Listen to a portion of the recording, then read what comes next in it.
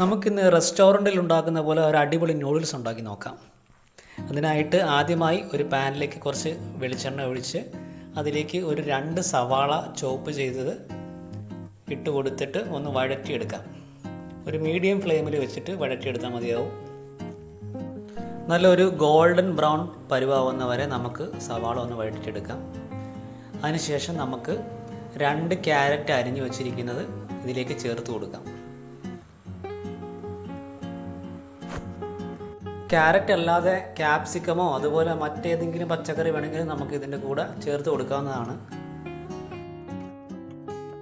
ആവശ്യത്തിന് ഉപ്പ് ചേർത്ത് കൊടുക്കാം.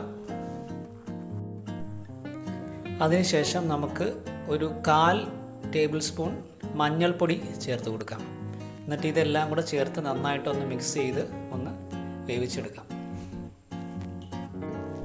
അതിനുശേഷം നമുക്ക് എരിവിനായിട്ട് ഒരു 4 പച്ചമുളക് നെടുകെ കീറിയത് ചേർത്ത് കൊടുക്കുന്നുണ്ട്.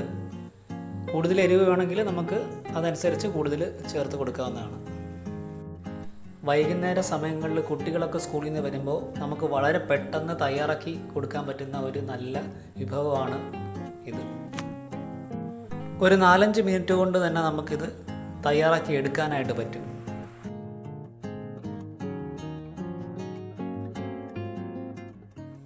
ഇനി ഇതിലേക്ക് നമുക്ക് 1 കപ്പ് വെള്ളം ഒഴിച്ചു കൊടുക്കാം.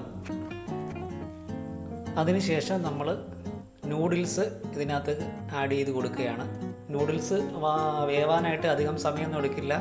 ഒരു 3-4 മിനിറ്റ് മാക്സിമം എടുക്കുള്ളൂ. ഇതിലേക്ക് നമുക്ക് 1 സ്പൂൺ വെളിച്ചെണ്ണ ചേർത്ത് കൊടുക്കാം. അതിനുശേഷം നമ്മൾ 1 സ്പൂൺ ചിക്കൻ മസാല ആഡ് ചെയ്യുകയാണ്.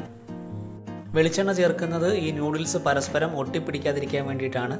വെളിച്ചെണ്ണ 1 സ്പൂൺ ചേർക്കുന്നത് വഴി നമുക്ക് ആ സ്റ്റിക്കിനെസ് ഒഴിവാക്കി കിട്ടും.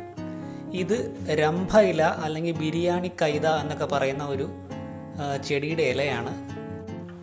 നമ്മുടെ നൂഡിൽസിലേക്ക് ആഡ് ചെയ്ത് കൊടുക്കാനായിട്ട് നമ്മളൊരു 2 മുട്ട എടുത്ത് ഒന്ന് ചിക്കി എടുത്ത് പൊരിച്ചെടുക്കുന്നുണ്ട്.